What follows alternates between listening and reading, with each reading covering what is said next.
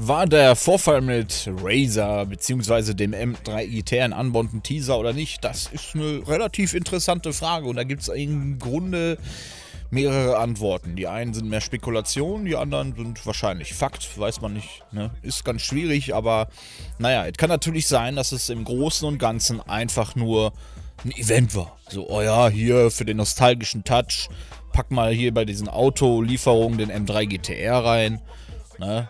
Mit dem kann man immer gut Werbung machen. Viele feiern das und ja, packen wir noch ein kleines Easter Egg ein in den Gespräch und fertig.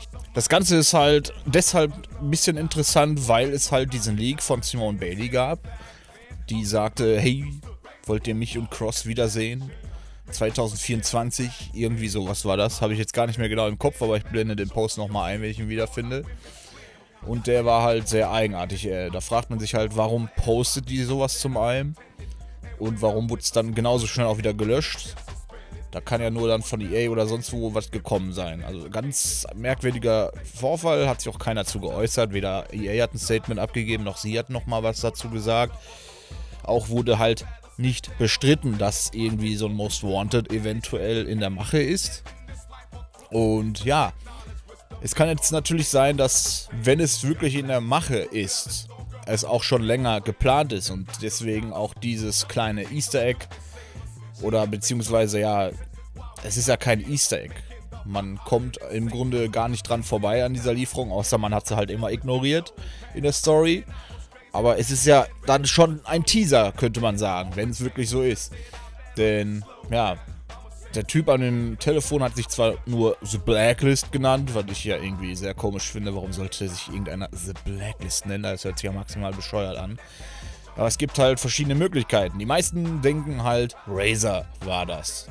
Ne, weil da hieß irgendwie, der Typ wäre gerade aus dem Knast gekommen oder so.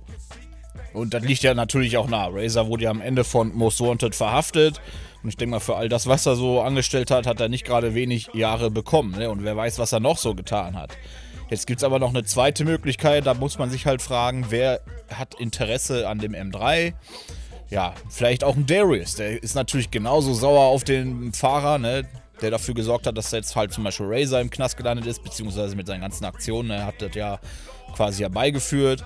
Und Darius wurde ja halt auch von dem besiegt und hat gesagt, es gibt immer einen schnelleren, hat ihm ja indirekt gedroht und so weiter und ist dann weggefahren. Und es kann natürlich sein, dass der auch irgendwie noch im Verlauf verhaftet wurde, aber darüber gibt es keine Informationen, keine, die kennen sind.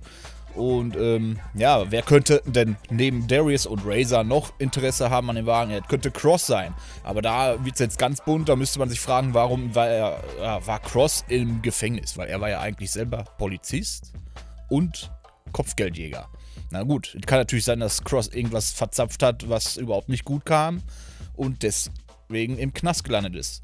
Kann man aber irgendwo auch wieder widerlegen, da er in Payback immer noch Polizist war. Ja, in Payback ist er ja auch vorgekommen und ja, in Cross glaube ich da in der Richtung nicht. Ich glaube auch wirklich selber, Razer ist da die einzige mit Wahl, also ein anderer fällt mir echt nicht ein, der da so ein Interesse an dem Wagen haben könnte und halt auch im Knast war. Was halt super interessant daran ist, ist, dass man daraus eine richtig krasse Story machen kann. Viele von euch wissen ja, ich mache hier dieses Blacklist-Format. Jeden Samstag kommt eine Folge über einen Blacklist-Fahrer. Da wird ein bisschen über die Vorgeschichte erzählt, das was während Most Wanted passiert ist und dann knüpft wie sogar noch mehr hinten dran.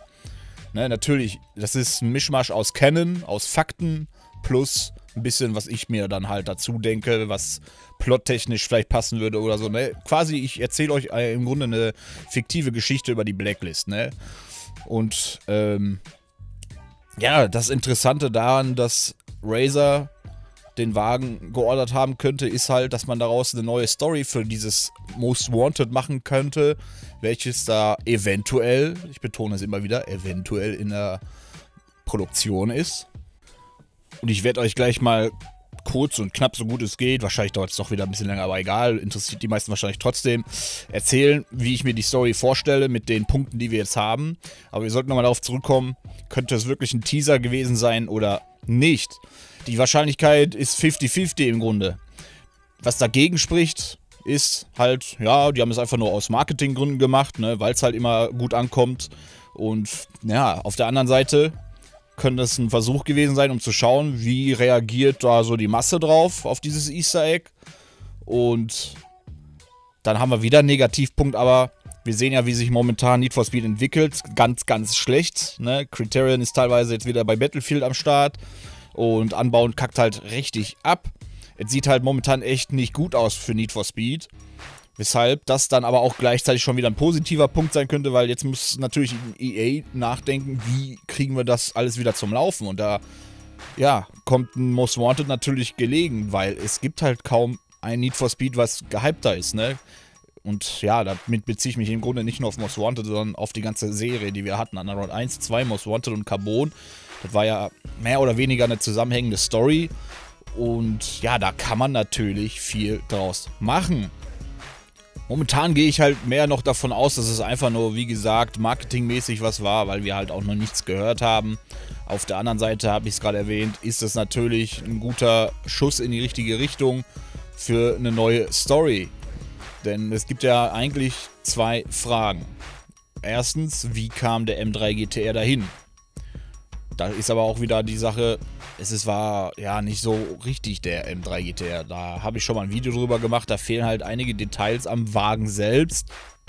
Da sind halt einige Punkte, die nicht zu dem Modell aus dem originalen Spiel passen, aber ich glaube, da muss man jetzt auch nicht zu wild spekulieren, weil es ist ja auch, ne, die Zeiten ändern sich und die Fahrzeugmodelle, die sie da einscannen oder benutzen, ne, können ja auch nicht immer die gleichen sein, wobei ich sagen muss, dass der M3 von Heat wesentlich nochmal ein bisschen näher dran war am Original als der jetzt wieder hier in Unbound, weil dem fehlen zum Beispiel die Luftschlitze an der Heckschürze. Und naja, wie der jetzt da hingekommen ist, ist vielleicht ein Thema für ein anderes Video nochmal, aber ich glaube, da habe ich sogar schon mal was drüber gemacht, ne? Und wie könnte es denn dann weitergehen? Ja, die Sache ist halt, Razer ist jetzt halt der Punkt, wo wir sagen, ja, der wird es wohl gewesen sein. Und jetzt könnte man natürlich sagen, da kommt dann The Most Wanted und hat aber eine andere Story mit den Schauspielern von damals, aber halt gealtert.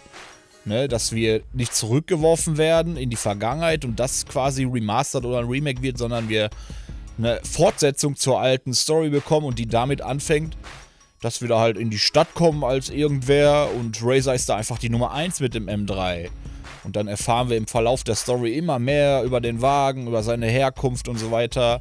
Vielleicht tauchen noch andere alte Blacklist-Fahrer von früher auf.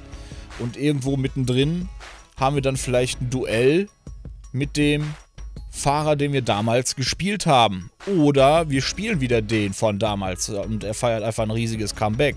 Und ja, die Story fängt dann quasi so an mit, hey, da bist du ja wieder, keine Ahnung, vielleicht... Ne, ist wieder Ego-Perspektive und wir treffen jemanden von damals und so, hey, wir haben uns ja lange nicht gesehen und ich kann mir vorstellen, warum du gerade in der Stadt bist. Hast du es etwa wieder auf deinen alten Wagen abgesehen? Erzähl mir mal, was passiert ist. Wie hast du den Wagen verloren? Was hast du allgemein gemacht? Was ist da los? Ne? Keine Ahnung. Da gibt es sehr, sehr viele Möglichkeiten, diese Story dann anzufangen. Und deswegen ist das wirklich eine ganz wilde, interessante Angelegenheit hier. Die Frage ist halt nur, sieht EA dieses Potenzial? Machen die was daraus oder war es für die wirklich nur so marketingmäßig mal so ein kleines Easter Egg von damals hier mit der Anspielung auf Razer und so weiter und da passiert nichts? Naja, gut, in dem Fall haben wir auch nicht viel zu erwarten, aber es bleibt offen, was jetzt mit Need for Speed geschieht. Unbound ist ja jetzt auch wieder ein bisschen älter und ob wir 2024 eins bekommen, ist so die Frage. Vielleicht auch 2025, gut. Da haben wir halt auch Spiele wie GTA 6 momentan im Raum und ein Spiel zu releasen, kurz bevor ein GTA 6 kommt, ist, glaube ich, keine gute Idee. Da würden die Spielerzahlen ganz schnell wieder droppen wahrscheinlich. Aber da ist ja auch noch nichts bestätigt, dass GTA jetzt bald kommt. Ne, müssen wir erstmal abwarten, was der Trailer dazu sagt. Falls es dann der GTA 6 Trailer ist, ich lache mich kaputt, wenn es der nicht ist. Aber ihr könnt mir gerne mal in die Kommentare schreiben, was glaubt ihr? War das ein kleiner Teaser eventuell? So eine Andeutung darauf, dass da was im Busch sein könnte? Und auch der Leak von Simon Bailey quasi ein Marketing-Move war, um die Stimmung dahingehend nochmal richtig anzuheizen? Oder sind das alles nur Zufälle und ja, uns erwartet entweder gar kein Need for Speed mehr oder wieder irgendein Billo-Schrott?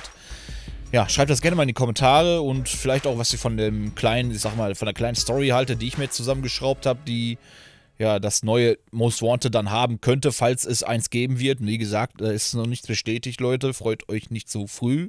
Aber ja, wenn ihr wollt, können wir dazu nochmal ein Video machen. Dann schreibe ich quasi mal eine kleine Story für das neue Most Wanted, in Anführungsstriche. Ne? Also lasst mich's wissen, dann mache ich das auch.